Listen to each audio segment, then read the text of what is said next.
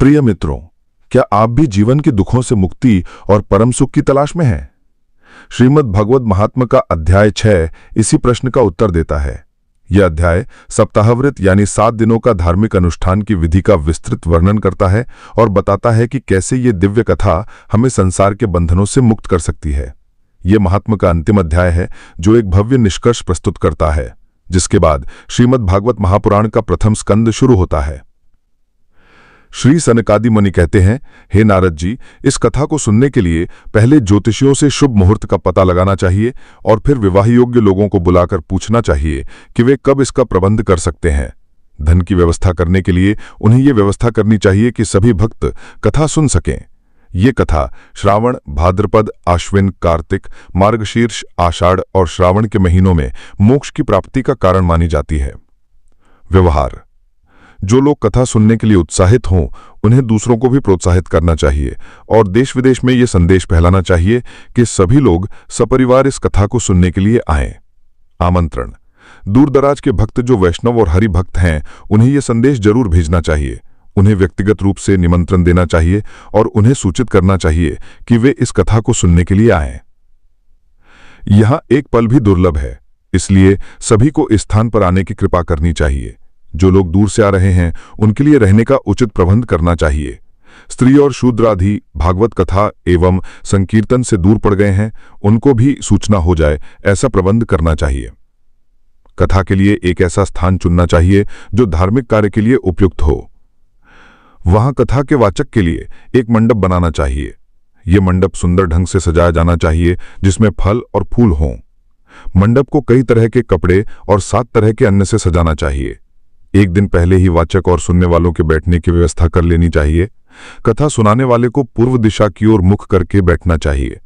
सुनने वालों को उत्तर दिशा की ओर मुख करके बैठना चाहिए। यह भी बताया गया है कि ऐसे लोग जो वेद शास्त्रों के ज्ञाता हों और जो लालच और पाखंड से दूर हों, उन्हें कथावाचक बनाना चाहिए। कथा शुरू होने से एक दिन पहले ही व्रत का पालन करना चाहिए और वाचक से अनुमति लेनी चाहिए। कथा के लिए उचित समय और दिन का चयन करना चाहिए। कथा का प्रारंभ और वाचक की प्रार्थना: यह अध्याय श्री भगवत कथा के प्रारंभ और कथावाचक के लिए आवश्यक क्रियाओं का वर्णन करता है। कथा की शुरुआत: कथा शुरू करने से पहले वाचक को एक शुभ स्थान पर बैठना चाहिए। फिर उन्हें अपने मन को शांत करके गणेश जी, देवताओं और गुरुओं का ध्यान करना चाहिए। इसके बाद वे श्रीहरि और श्री कृष्ण की मूर्तियों को विधिपूर्वक स्थापित करें और पूजा करें। उन्हें वाद्य यंत्रों के साथ शंख बजाना चाहिए। फिर वाचक को अपने आसन पर बैठकर श्री भागवत कथा के ग्रंथ की पूजा करनी चाहिए। इसके बाद उन्हें श्री कृष्ण की भक्ति में लीन होकर प्रार्थना करनी चाहिए। उन्हें ये प्रार्थना करनी चाहिए कि हे कृष्ण, मैं संसार से डरा हुआ हूं, मेरा उद्धार करें। श्रोताओं के लिए निर्देश: वाचक को सभी श्रोताओं को नमस्कार करके उनके दुख दर्द को दूर करने और उन्हें शांति देने की प्रार्थना करनी चाहिए। उन्हें यह भी कहना चाहिए कि वे श्री कृष्ण की कृपा से इस कथा को सुना रहे हैं। यदि कथावाचक को कोई बाधा आती है तो उन्हें भगवान केशव से प्रार्थना करनी चाहिए। कथा के अंत में वाचक को सुखदेव जी और सुखदेव भगवान की जयकारा करनी चाहिए। उन्हें यह भी बताना चाहिए कि कथा प्रकाशित करने से वे अज्ञान से मुक्त हो सकते हैं। कथा के अंत में वाचक को व्रत लेना चाहिए और उस दिन का पालन करना चाहिए। कथावाचक के लिए नियम: कथावाचक को कथा में पूर्णतः निपुण होना चाहिए।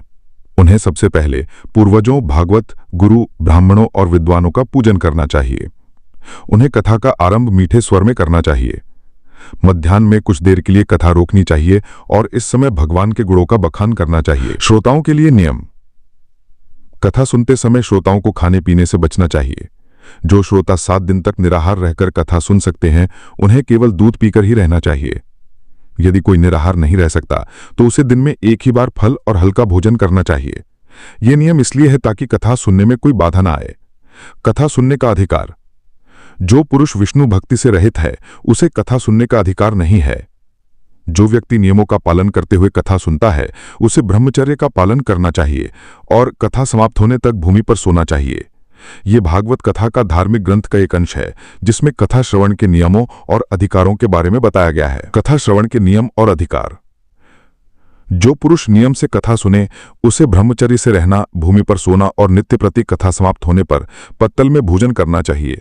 दाल, मधु, तेल, गरिष्ठ अन्न, भावदूषित पदार्थ और बासी अन्न का उसे सर्वदा ही त्याग करना चाहिए। काम, क्रोध, मद, मान, मत्सर, लोभ, दंभ, मोह और द्वेष को तो अपने पास भड़कने भी नहीं देना चाहिए और वेद, वैष्णव, ब्राह्मण, गुरु, गो सेवक तथा स्त्री, राजा और महापुरुषों की निंदा से भी बचें। नियम से कथा सुनने वाले पुरुषों को रजस्वला स्त्री, अंत्यज, म्लेच्छ, पतित, गायत्रीहीन, द्विज, ब्राह्मणों से द्वेष करने वाले पुरुषों से बात नहीं करनी चाहिए। आचरण: कथा सुनने वाले को सत्य, शौच, पवित्रता, दया और विनम्रता का पालन करना चाहिए। अधिकार: ऐसे लोग जो मूर्ख, पापी, दुष्ट, कुष्ठ रोग, धनहीन, क्षय रोगी, भाग्यहीन, पापी, पुत्रहीन या किसी अन्य गंभीर बीमारी से पीड़ित हैं, उन्हें भी ये कथा का श्रवण करना चाहिए। जिस स्त्री का रजोदर्शन रुक गया हो, जिसके एक ही संतान होकर रह गई हो, जो बांझ हो, जिसका संतान होकर मर जाती हो या जिसका गर्भ गिल जाता हो, वो यत्नपूर्वक इस कथा को सुने। ये सब यदि विधिवत कथा सुने तो इन्हें अक्षय फल की प्राप्ति हो सकती है। ये अति उत्तम, दिव्य तथा करोड़ यज्ञों का फल देने वाली है। इस प्रकार इस व्रत की विधियों का पालन करके फिर उद्यापन करें। जिन्हें इसके विशेष फल की इच्छा हो वे इस कथा व्रत के उद्यापन को जन्माष्टमी व्रत के समान ही करें। व्रत और उपवास का महत्व: जो व्यक्ति कथा के साथ साथ व्रत और उपवास का पालन करता है उसे विशेष पुण्य प्राप्त होता है, किंतु जो भगवान के अकिंचन भक्त हैं उनके लिए उद्यापन का कोई आग्रह नहीं है। वे तो श्रवण से ही पवित्र हैं, क्योंकि वे तो निष्काम भगवत भक्त हैं। कथा के समापन के बाद जब सप्ताह यानी 7 दिन समाप्त हो जाए तो श्रोताओं को पूरी श्रद्धा के साथ कथावाचक और पुस्तक की पूजा करनी चाहिए। फिर वक्ता श्रोताओं को प्रसाद और तुलसी की माला दे तथा सब लोग मृदंग और झांझ की मनोहर ध्वनि से सुंदर कीर्तन करें। ब्राह्मणों और जरूरतमंदों को अन्न और धन दें। गृहस्थ लोग हवन करें और यदि हवन की शक्ति न हो तो ब्राह्मणों को हवन सामग्री दान करें। यदि कहीं विधि में कमी रह जाए तो उसका निवारण करने के लिए विष्णु सहस्त्र नाम का पाठ करें। सप्ताह पूरा होने पर ब्राह्मणों को भोजन और दक्षिणा दें, सोने का दान करें और जितेंद्रिय आचार्य का सम्मान करके व्रत का समापन करें। ऐसा करने से मनुष्य जन्म मरण के बंधनों से मुक्त हो जाता है। सनत कुमार ने कहा, नारद जी, यह विधि सब पापों को नष्ट करने वाली है और इससे अर्थ, धर्म, काम और मोक्ष चारों ही प्राप्त होते हैं। यह सुनकर नारद जी बहुत प्रसन्न हुए और बोले, मैं धन्य हूं कि मुझे आज भगवान श्रीहरि की प्राप्ति हुई। मैं मानता हूं कि श्रीमद् भागवत का श्रवण ही सब धर्मों से श्रेष्ठ है। इतना कहते ही वहां शुकदेव जी प्रकट हुए। उनकी आयु 16 वर्ष की थी, तेजस्वी और ज्ञानमय स्वरूप था। महर्षि गण और देवता सभी भागवत का पाठ सुनने लगे। शुकदेव जी ने कहा, भागवत वेदों के कल्पवृक्ष का पका हुआ फल है। यह रसपूर्ण है, घर घर में सुख देने वाला है। जब तक प्राण है मनुष्य को बार बार इसका रस लेना चाहिए। यह सब शास्त्रों का सार है और इसके श्रवण से भगवान स्वयं हृदय में प्रकट हो जाते हैं।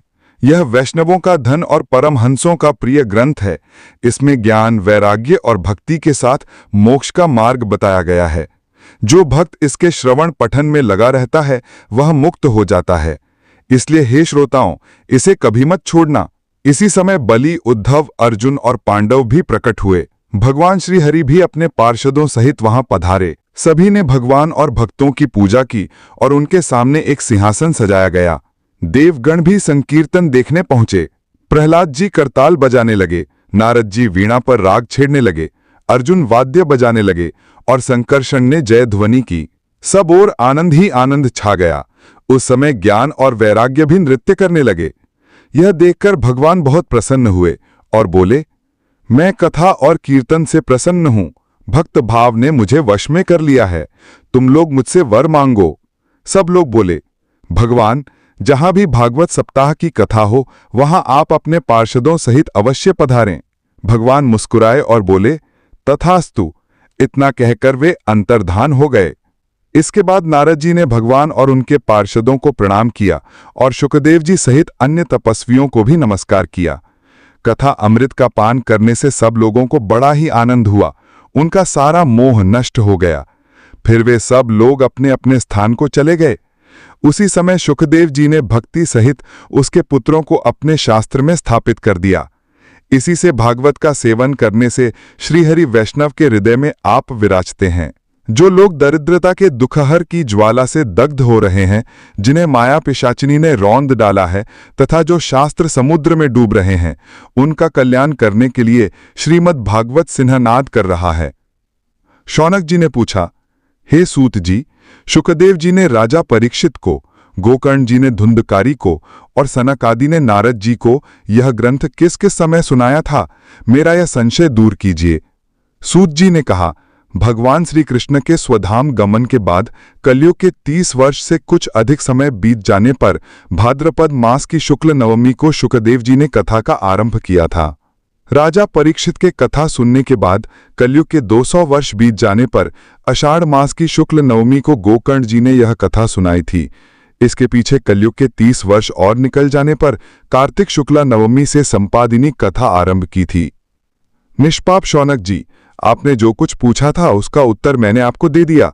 इस कलयुग में भागवत की कथा भवरोग की लामबाण औषधि है। हे संतजन, आप लोग आदरपूर्वक इस कथा अमृत का पान कीजिए। यह श्री कृष्ण को अत्यंत प्रिय है, संपूर्ण पापों का नाश करने वाली है, मुक्ति का एकमात्र कारण और भक्ति को बढ़ाने वाली है। लोक में अन्य कल्याणकारी साधनों का विचार करने और तीर्थ सेवन करने से क्या होगा? अपने दूत को हाथ में पास लिए देखकर यमराज उसके कान में कहते हैं, देखो, जो भगवान की कथा वार्ता में मत हो रहे हों उनसे दूर रहना। मैं औरों को ही दंड देने की शक्ति रखता हूं, वैष्णवों को नहीं। इस असार संसार में विषय रूप विष की आसक्ति के कारण व्याकुल बुद्धि वाले पुरुषों, अपने कल्याण के उद्देश्य से आधे क्षण के लिए भी इस सुखद कथा रूप अनुपम सुधा का पान करो। हे प्यारे भाइयों, निंदित कथाओं से युक्त कुपथ में व्यक्ति क्यों भटक रहे हो? इस कथा के कान में प्रवेश करते ही मुक्ति हो जाती है। इस बात के साक्षी राजा परीक्षित हैं। शुकदेव जी ने प्रेम रस के प्रवाह में स्थित होकर इस कथा को कहा था। इसका जिसके कंठ से संबंध हो जाता है वह बैकुंठ का स्वामी बन जाता है। हे शौनक जी, मैंने अनेक शास्त्रों को देखकर आपको यह परम गुप्त रहस्य अभी अभी सुनाया है। सब शास्त्रों के सिद्धांतों का यही निचोड़ है। संसार में इस शुक शास्त्र से अधिक पवित्र और कोई वस्तु नहीं है। अतः आप लोग परम आनंद की प्राप्ति के लिए इस 12 स्कंधीय रूप रस का पान करें। जो पुरुष नियम पूर्वक इस कथा का भक्ति भाव से श्रवण करता है और जो शुद्ध अंतःकरण भागवत भक्तों के सामने इसे सुनता है, वे दोनों ही विधि का पूरा पूरा पालन करने के कारण इसका यथार्थ फल पाते हैं। उनके लिए त्रिलोकी में कुछ भी असाध्य नहीं रह जाता। तो भक्तों, यही है श्रीमद् भागवत कथा का अमृत संदेश। जो भी इस कथा का श्रद्धा और प्रेम पूर्वक श्रवण करता है, उसके जीवन से मोह, दुख और पाप नष्ट हो जाते हैं। भगवान श्री कृष्ण स्वयं भक्त के हृदय में विराजमान हो जाते हैं। अगर आपको यह जानकारी पसंद आई तो इसे लाइक करें और अपने मित्रों के साथ शेयर करें। कमेंट में जय श्री कृष्ण लिखना न भूलें। श्रीमद् भागवत महात्म्य की समाप्ति अगले अध्याय में जानेंगे। श्रीमद् भागवत महापुराण का प्रथम स्कंद, श्री सूत जी से शौनक आदि ऋषियों का प्रश्न। तब तक के लिए बने रहें। ओम भगवते वासुदेवाय नमः।